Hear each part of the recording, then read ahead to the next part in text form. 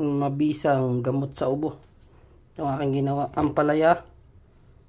Ito mapait yan. Tsaka ito, oregano, lemon, yan, vitamin C. Okay. Tapos ito, malunggay.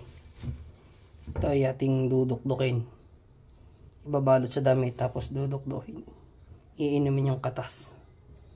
Yan. Ito ay proven. Proven ito. Lagyan natin ng onion. Yan. Tapos mamaya lagyan natin ng honey. Ito ay mabisang gamot sa ubo at nahirapan huminga. Yan, ganito lamang. Ayun na. Ibalot sa damit. Tapos tutugtuin natin ng hanggang siya ay kumatas. Yung katas ang ating iinumin. Ito ay proven. Matagal nang ginagamit. Kahit noong unang panahon pa. Ito na. Gagamit tayo ng sinaunang method. Yan po ay halo-halong lemon, malunggay leaves, ampalaya leaves, oregano, lemon, sibuyas, luya. Yan, kakatasin natin yan. Yan nating iinumin. Yan na ito lang itsura. Matapos nating mapiga. Yan na. Ito na ating iinumin ngayon.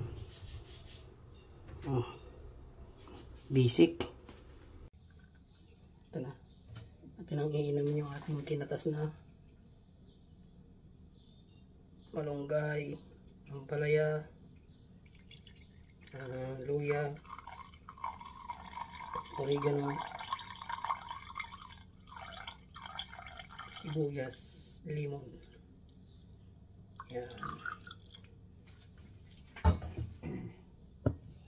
Inumin na natin. Pait nito.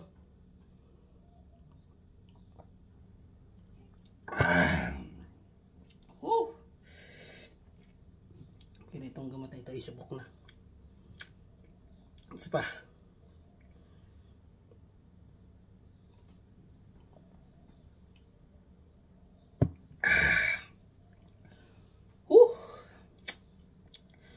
Ayos. Isa pa.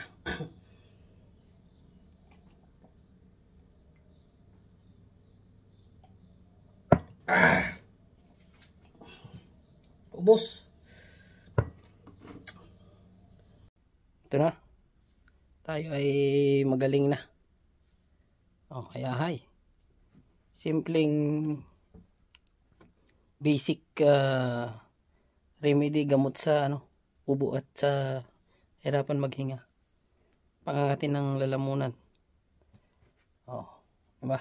Ano pang sim? Kung nakatulong ang video, pa-share naman. Thank you.